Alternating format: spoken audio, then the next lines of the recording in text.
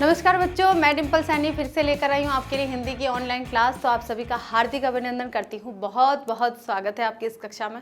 आज जो हम पढ़ने वाले हैं वो हमारी यूपी यात्रा की तरफ है, यूपी बोर्ड की तरफ है। वो है हमारी 12th क्लास की सामान्य हिंदी का जो चैप्टर है प्रगति के मानदंड। ठीक है, प्रगति के मानदंड जो लिखा गया है पंडित दीनदयाल उपाध्याय जी के द्वारा, और उसका आज हमारा फर्स्ट लेक्चर है, यानी कि दीनदयाल उपाध्याय जी का आज हम जीवन परिचय पढ़ने वाले हैं।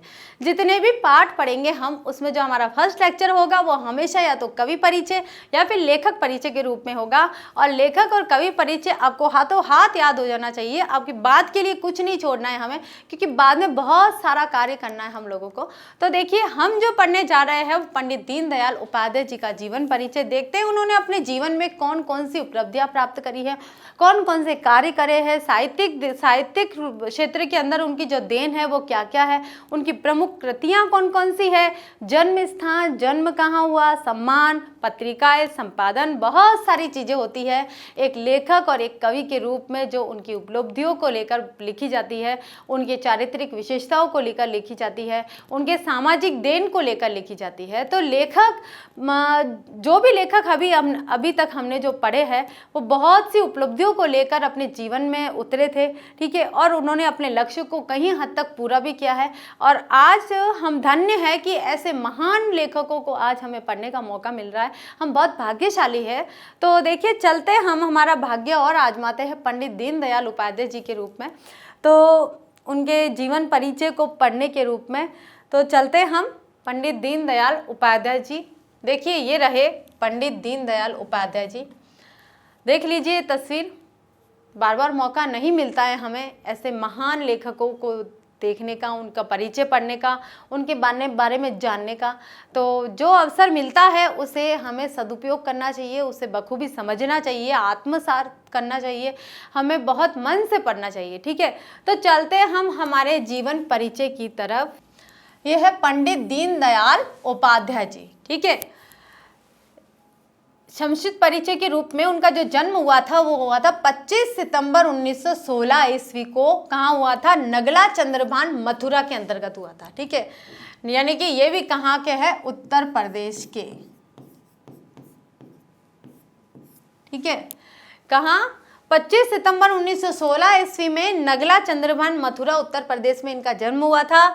इनके पिता का नाम भगवती प्रसाद उपाध्याय और उनकी माता का नाम राम प्यारी था। ठीक है, आप लोगों को याद रखना है। कई बार आपको इनका जन्म स्थान और समय तो बहुत जरूरी ही पूछते हैं, कंपलसरी पेपर में पूछते ही है।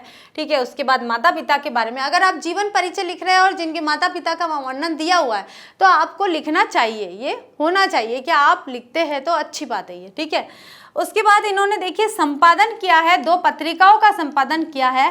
पांचजन्य और स्वदेश नामक 2 पत्रिकाओं का संपादन किया है।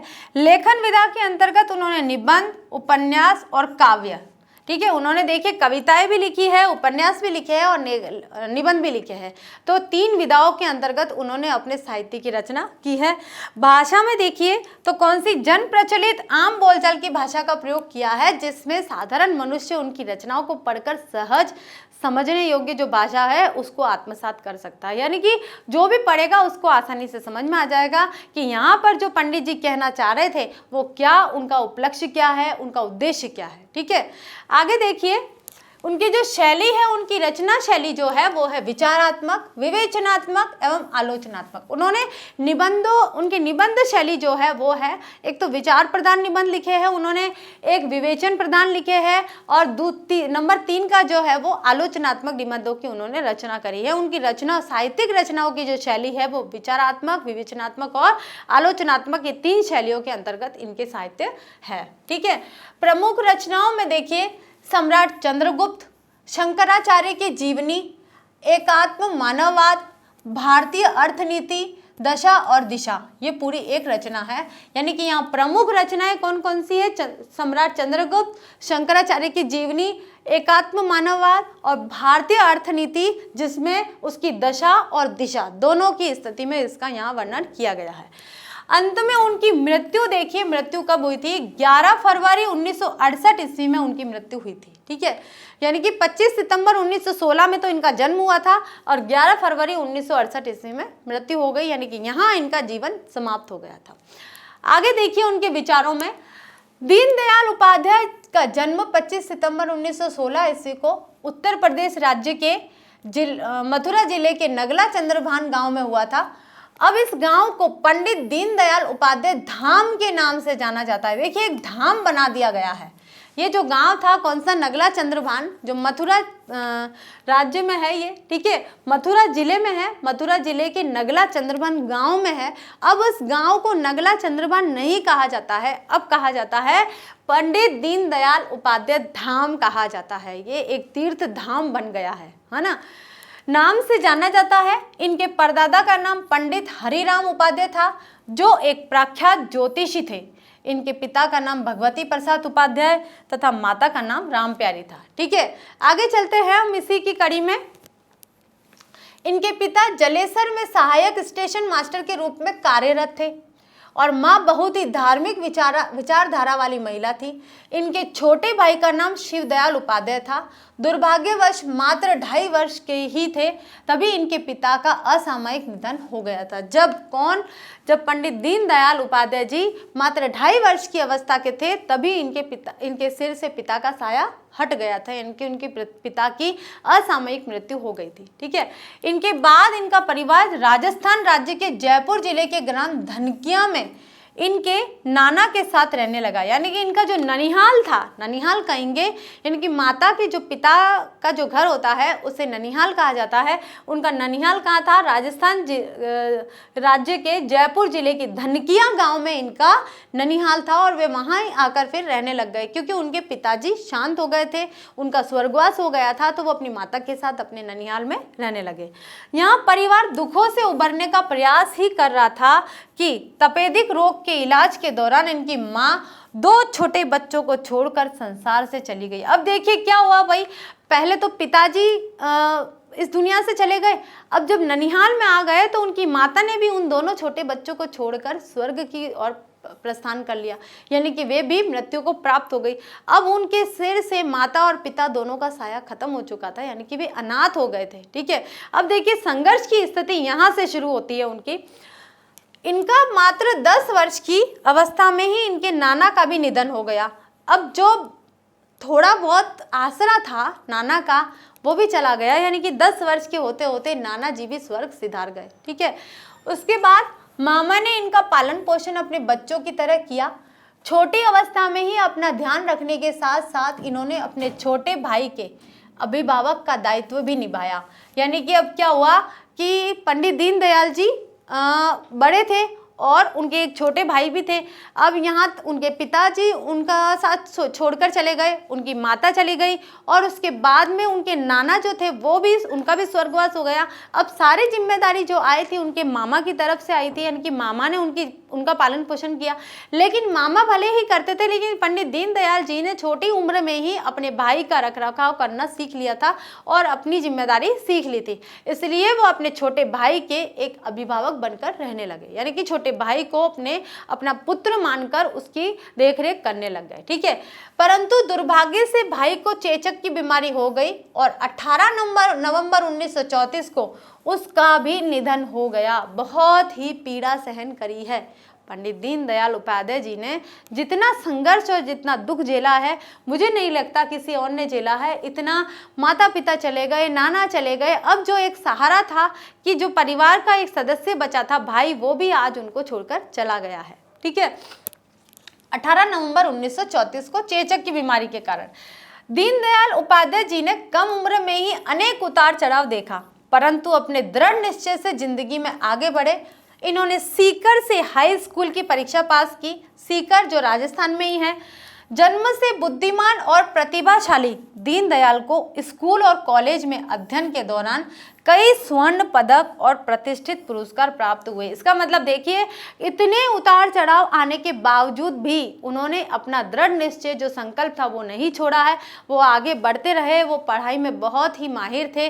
स्वर्ण पदक यानी कि गोल्ड मेडल उन्हें मिले हैं और कई प्रकार के प्रतिष्ठित पुरस्कार भी उन्हें प्राप्त हुए हैं। सीकर से उन्होंने हाई स्कूल परीक्षा पास की और जन्म से बहुत बुद्धिमान और प्रतिभाशाली थे, यानी गॉड गिफ्टेड थे, यानी कि उन्हें बहुत अच्छा ज्ञान था हर चीज का। ठीक है, आगे चलते हैं।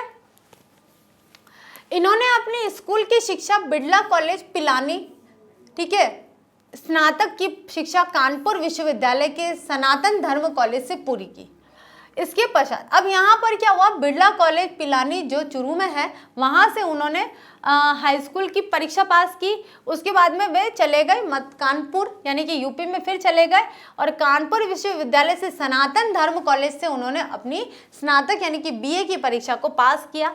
इसके पश्चात इन्होंने सिविल सेवा की परीक्षा पास की, लेकिन आम जनता की सेवा के लिए इस नौकरी का इन्होंने परित्याग कर दिया। उन्हें लगा कि सिविल सेवा की परीक्षा के पद पर परीक्षा पास करने के बाद जो उन्हें पद प्राप्त होता वो एक दफ्तर में कुर्सी के ऊपर बैठते ऑफिसर बनकर, लेकिन उन्हें ऑफिसर बनकर किसी सुविधाओं को नहीं भोगना था। उनको तो यहाँ आम जनता की सेवा के लिए अपने कर्तव्य का कर्म करना था, इसलिए उन्होंने उस नौकरी को त्याग दिया यानी कि छोड़ दिया। ठीक है, दीनदयाल उपाध्याय अपने जीवन के प्रारंभिक वर्षों से समाज सेवा के प्रति पूर्णतया समर्पित थे, यानी कि शुरू से ही वे समाज सेवा को ज़्यादा प्राथमिकता देते थे। यानी कि उन्होंने अपने स्वयं के जो भी कार्य थे यानी कि अपने जो भी लक्ष्य थे उद्देश्य से उनको पहले समाज सेवा को आगे रखा, उसके बाद उन्होंने अपने कार्यों को, अपने लाभ को, अपने फायदे को बाद में आगे रखा। ठीक है, वर्ष 1937 में अपने कॉलेज के दिनों में कानपुर में राष्ट्रीय स्वयंसेवक संघ यानी कि RSS के साथ जुड़े, यानी कि राष्ट्रीय स्वयंसेवक संघ से वे 1937 ईस्वी में जुड़ गए थे जब वे कॉलेज में पढ़ रहे थे। ठीक है, यानी कि आज जो विश्व हिंदू परिषद जो कहा जाता है यानी कि जो RSS है, राष्ट्रीय स्वयंसेवक संघ, वो आज भी बहुत अच्छे अपने स्तर पर है और उस समय भी अपने बहुत अच्छे स्तर पर थी और उस समय 1937 में दीनदयाल उपाध्याय जी उससे जुड़ गए थे। ठीक है, आगे देखिए, वहां इन्होंने RSS के संस्थापक डॉक्टर हेडगेवर से बातचीत की और संगठन के प्रति पूरी तरह से अपने आप को समर्पित कर दिया। देखिए, उस समय हमारा देश आज़ाद नहीं हुआ था। 1937 में जब क्रांतिकारी विचारधारा चल रही थी, आज़ादी की विचारधारा चल रही थी, उस विचारधारा के अंतर्गत उन्होंने किसी भी प्रकार से अपने आप को अलग नहीं रखा। उन्होंने भी आज़ादी की लड़ाई में भरपूर सहयोग दिया है और राष्ट्रीय स्वयंसेवक संघ के जो संस्थापक थे कौन, डॉक्टर हेडगेवर सर, उनसे बातचीत की और उनके संगठन के प्रति पूरी तरह से अपने आप को समर्पित कर दिया कि मैं भी, मेरा जीवन है वो पूरा स्वयंसेवक संघ की तरफ यानी कि RSS की तरफ मेरा पूरा जीवन चला जाएगा। 1942 में कॉलेज की शिक्षा पूरी की उन्होंने करने के बाद उन्होंने न तो नौकरी के लिए प्रयास किया और न ही विवाह किया, बल्कि संघ की शिक्षा का प्रशिक्षण प्राप्त करने के लिए RSS के 40 दिवसीय शिविर में भाग लेने नागपुर चले गए। ठीक है, इसमें भी देखिए RSS में प्रथम वर्ष, द्वितीय वर्ष, तृतीय वर्ष, कई ऐसे और भी बहुत सारे प्रशिक्षण होते हैं जिसमें स्वयं सेवकों को अलग अलग प्रशिक्षण दिया जाता है। बहुत सारी बौद्धिक और आध्यात्मिक या फिर शारीरिक शिक्षाएं दी जाती है। तो उसके अंतर्गत उन्होंने क्या करा, दीनदयाल उपाध्याय जी एक प्रचारक की भूमिका निभाने लगे, यानी कि उन्होंने क्या करा कि न तो उन्होंने विवाह किया और न कोई नौकरी की, सरकारी नौकरी की जो आसानी से मिल सकती थी क्योंकि वे प्रतिभाशाली थे और बुद्धिमान थे, लेकिन उन्होंने इस तरह के दोनों कार्य नहीं किए और RSS को अपना संपूर्ण जीवन सौंपकर वे प्रशिक्षण के लिए यानी कि 40 दिवसीय प्रशिक्षण के लिए नागपुर चले गए वहां भाग लेने के लिए। ठीक है, आगे देखिए, डॉक्टर श्यामा प्रसाद मुखर्जी द्वारा सन 1951 में स्थापित किए गए भारतीय जनसंघ का इन्हें प्रथम महासचिव नियुक्त किया गया। ये लगातार 1967 ईस्वी तक जनसंघ के महासचिव बने रहे। 1967 ईस्वी तक, 51 में उन्हें महासचिव नियुक्त किया और 1967 ईस्वी तक लगातार पंडित दीनदयाल उपाध्याय जी उसके महासचिव बने रहे। आगे देखिए, इनकी कार्य क्षमता, खुफिया गतिविधियां और परिपूर्णता के गुणों से प्रभावित होकर डॉक्टर श्यामा प्रसाद मुखर्जी कहते थे कि यदि मेरे पास 2 दीनदयाल हो तो मैं भारत का राजनीतिक चेहरा बदल सकता हूँ। कितनी बड़ी बात बोली आप ये देखिए, डॉक्टर श्यामा प्रसाद मुखर्जी ने बहुत बड़ी बात बोली है। यानी कि दीनदयाल जी का जो व्यक्तित्व था वो इतना प्रभावशाली, प्रतिभाशाली, बौद्धिक रूप से इतना उत्कृष्ट था कि वो ये कह रहे हैं कि 2 दीनदयाल होते तो मैं भारत का चेहरा बदल देता। यानी कि भारत की स्थिति को कोई और ही रूप मिल जाता। अगर दीनदयाल जी के समान किसी और का व्यक्तित्व अगर ऐसा मिल जाता तो उसी 2 व्यक्तित्वों को लेकर वो भारत की पूरी रूपरेखा को बदल देते। तो वे ये कहते हैं कि मैं भारत का राजनीतिक चेहरा बदल सकता हूँ। परंतु सन 1953 में डॉक्टर श्यामा प्रसाद मुखर्जी के असमय निधन से 1951 में तो उन्हें महासचिव नियुक्त करा, ठीक है, और उसके बाद में 1953 में वे मृत्यु को प्राप्त हो गए। लेकिन दीनदयाल उपाध्याय जी 1967 तक यानी कि 1967 तक महासचिव बने रहे, ठीक है। निधन से पूरे संगठन की जिम्मेदारी दीनदयाल उपाध्याय जी के युवा कंधों पर आ गई। भारतीय जनसंघ के 14वें वार्षिक अधिवेशन में दीनदयाल उपाध्याय जी को दिसंबर 1967 ईस्वी में कालीकट में जनसंघ का अध्यक्ष निर्वाचित किया गया। उसके बाद में मतलब 67 ईस्वी तक तो वे महासचिव बने रहे। उसके बाद में दिसंबर 1967 में उन्हें कालीकट जनसंघ का अध्यक्ष निर्वाचित कर दिया गया। अब उन्हें एक अलग पद दिया गया और 11 फरवरी 1968 को इनका देहावसान हो गया, बहुत जल्दी, ठीक है, 1 वर्ष के अंतर्गत उनका देहावसान हो गया। कहा जाता है कि मुगल सराय रेलवे स्टेशन पर इनका निष्प्राण शरीर पाया गया था। यानी कि देखिए ये अपना कार्य करते हुए ही मृत्यु को प्राप्त हुए थे। यानी कि मुगल सराय रेलवे स्टेशन के वहाँ पर उनकी जो मृत्यु जो उनका जो शव था वो लोगों को प्राप्त हुआ। तो देखिए यहाँ पर क्या हुआ कि भाई दीनदयाल उपाध्याय जी मृत्यु को प्राप्त हो गए। यहाँ पर उनका जो जीवन था वो समाप्त हो गया। उसके बाद आता है अब हमारा कि भाई दीनदयाल उपाध्याय जी ने और कौन कौन से कार्य किए, ठीक है। तो कौन कौन से कार्य किए? दीनदयाल उपाध्याय एक चर्चित पत्रकार भी थे, यानी कि वे एक बहुत अच्छे पत्रकार भी थे, ठीक है। पंचजन्य और स्वदेश नामक पत्रिकाओं का उन्होंने संपादन किया था। उपाध्याय के अंतर्गत ही की पत्रकारिता तब प्रकट हुई जब इन्होंने लखनऊ से प्रकाशित होने वाली मासिक पत्रिका राष्ट्र धर्म में वर्ष 1940 ईस्वी के दशक में कार्य किया। अपने आरएसएस के कार्यकाल के दौरान इन्होंने एक साप्ताहिक समाचार पत्र पांचजन्य और एक दैनिक समाचार पत्र स्वदेश का संपादन भी किया। देखिए पांचजन्य था वो साप्ताहिक था, यानी कि 7 दिनों के अंतर्गत प्रकाशित होता था, और जो स्वदेश नाम का जो समाचार पत्र था वो दैनिक था, यानी कि रोज डेली वो संपादित होता था, उसका संपादन किया जाता था, प्रकाशित होता था वो, ठीक है। इन्होंने नाटक चंद्रगुप्त मौर्य और हिंदी में शंकराचार्य की जीवनी लिखी। इन्होंने राष्ट्रीय स्वयंसेवक संघ के संस्थापक डॉक्टर के.बी. हेडगेवर की जीवनी का मराठी से हिंदी में अनुवाद भी किया, ठीक है। यानी कि डॉक्टर हेडगेवर जो थे उनकी जीवनी मराठी भाषा में लिखी गई थी और मराठी भाषा से पंडित दीनदयाल उपाध्याय जी ने हिंदी में अनुवाद किया है, ठीक है। उसके बाद में इनकी प्रसिद्ध साहित्यिक कृतियों में देखिए तो सम्राट चंद्रगुप्त, जगत गुरु शंकराचार्य, अखंड भारत क्यों, राष्ट्र जीवन की समस्याएं, राष्ट्र चिंतन और राष्ट्र जीवन की दिशा आदि इनकी साहित्यिक रचनाएं हैं जो हमें प्राप्त हुई है। इसी के साथ देखिए पंडित दीनदयाल उपाध्याय जी का जो जीवन परिचय है वो आज हमने पूरा पढ़ा है और देखा उन्होंने इनके जीवन से जब से उनका जन्म हुआ था, यानी कि छोटी अवस्था से ही उन्होंने कितना संघर्ष किया। माता पिता का साया पहले ही सिर से उठ गया था, नाना के यहाँ आए और छोटा भाई भी नाना के यहाँ आए और उसके बाद में नाना का जो हाथ था वो भी सिर से चला गया, यानी कि उनका भी स्वर्गवास हो गया। कुछ समय बाद में उनका जो छोटा भाई था वो भी चेचक की बीमारी के कारण मृत्यु को प्राप्त हुआ। उसके बाद में पंडित दीनदयाल जी ने अपनी किसी भी तरह से हार नहीं मानी। उन्होंने अपना एक लक्ष्य बना लिया, समाज सेवा करना, देश सेवा करना। इसी के साथ उन्होंने ना तो किसी प्रकार की नौकरी की, उन्हें आईएएस का पद भी यानी कि सिविल सेवा भी की जो परीक्षा थी वो भी उन्होंने पास कर ली थी और अच्छी खासी उन्हें नौकरी मिल रही थी, लेकिन उन्होंने वो नौकरी नहीं ली। उसके बाद उन्होंने न तो किसी प्रकार की सरकारी नौकरी की और न विवाह किया और वे आरएसएस को अपना जीवन समर्पित कर चुके थे। डॉक्टर हेडगेवर के संपर्क में आने के बाद उन्होंने राष्ट्रीय स्वयंसेवक संघ में भागीदार लिया और 1967 ईस्वी तक वे महासचिव बने रहे, ठीक है। और श्यामा प्रसाद मुखर्जी के संपर्क में आने के बाद उनका राजनीतिक जीवन शुरू हुआ और 1968 में उनकी मृत्यु हो गई। इस प्रकार से उनका जो जीवन परिचय है बहुत ही उत्कृष्ट श्रेणी का है। उनकी कई कृतियां हमने पढ़ी है, कई उनके विचार देखे हैं, किस प्रकार की विचारधारा थी। समाज सुधार को लेकर उनके जीवन का लक्ष्य जो था वो बहुत ही उल्लेखनीय लक्ष्य था।